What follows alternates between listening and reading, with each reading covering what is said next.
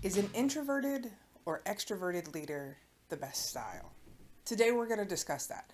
When I have coached leaders in the past or those that are considering leadership on both sides, many times, especially for the introverted, I will hear, I'm an introvert, I wouldn't make a good leader. That's not always the case. But whether you're an introvert or an extrovert, understanding what that means, where you get your energy from, and how it impacts your leadership style is going to be the important piece. So, what is an introverted versus extroverted leader? Well, an introvert is somebody who gets their energy internally. So, I am an introvert. I know. It's hard to believe. I'd like to joke that I'm an introvert that gets paid to be an extrovert, but I am an introvert. So, what that means is I can remember when I first started working at Walt Disney World on the management internship, when I would come home for about the first 4 or 5 weeks, I would look at my boyfriend and say, "Don't talk to me." And I would go right to the bedroom. I would close the door and I would just be in silence by myself for like 15 minutes because I had to recharge because it had completely taken it out of me.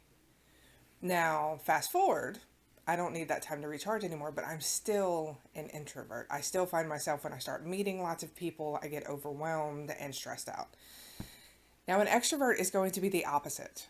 They're going to be somebody who's going to get their energy from other people. So they're the types that enjoy large crowds, they have conversations with lots of people, they walk up and never meet a stranger.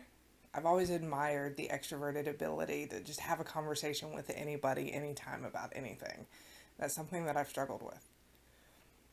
Now that we know where an introvert and an extrovert gets their energy, let's talk about the pros and the cons of introverted and extroverted leadership. So, the introverted leader, they have a couple of pretty strong strengths. Strong strengths. That's some great word usage, y'all. So, the first one is that introverts tend to be better listeners. As the quieter side of this equation, they're going to do more listening than talking.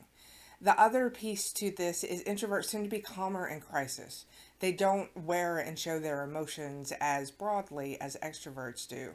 So when all heck hits the fan, then they're going to appear calmer, even if they're not. Now, one of the drawbacks for an introvert is they don't speak up as often. They don't speak out, they don't share their ideas, they sit back and observe, and many times by the time the chance has come for them to pass along their wisdom, chance has already passed. All right, so that's the introverted side of the equation. Let's talk about the extroverted side of the equation. So for extroverts, they tend to make decisions quickly, which when you are wanting stuff done and done quickly, an introvert is going to be the one that's going to say, okay, let's stop talking about it, let's start doing it. So they're very good, especially in team environments, very good at keeping teams moving along.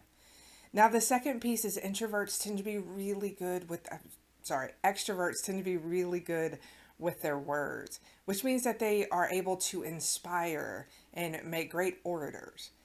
But on the other hand, extroverts can feel threatened by outside ideas. They don't always listen and they don't always ask for input. So sometimes on a team environment, they can rub people the wrong way because they're moving too fast and not stopping to get input from their fellow team members.